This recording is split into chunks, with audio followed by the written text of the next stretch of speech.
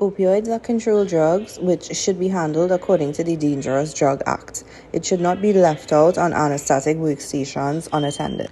Remember that these drugs are stored in single-use vials and so don't contain any antimicrobials. Ideally, they should be used for one patient, one vial for each patient.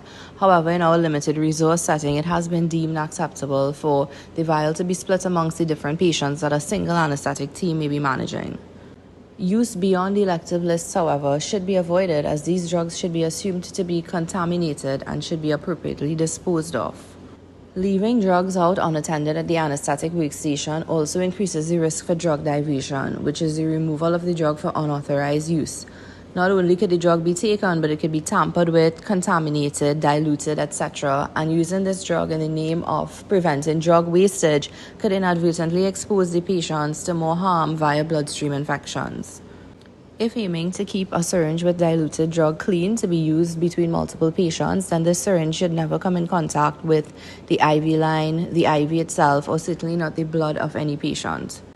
It is not appropriate to use the same syringe with just a change in needle between multiple patients, as the drug within the syringe can become contaminated from one patient and can still pass through a clean needle and contaminate another patient. Instead, the drug should be decanted into a clean syringe and then again properly covered to prevent environmental contamination. So what should we be doing with opioids remaining at the end of elective lists? Firstly, vials should not be open unless we're certain that the drug is going to be administered to the patient. So the patient should, for the very least, be in the operating theater. The vial should be kept until the full dose of the drug is administered to the patient and then discarded. At the end of elective lists, all controlled drugs should be returned to the DDA room. The properly labeled drugs should be taken to the DDA room and emptied into the sharps bin there under witness of the DDA nurse. The dose administered to the patients should be signed for, as well as the dose discarded.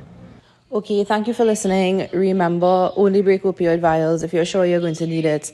Re-examine your techniques to ensure that opioids or any diluted drug is being handled as aseptically as possible.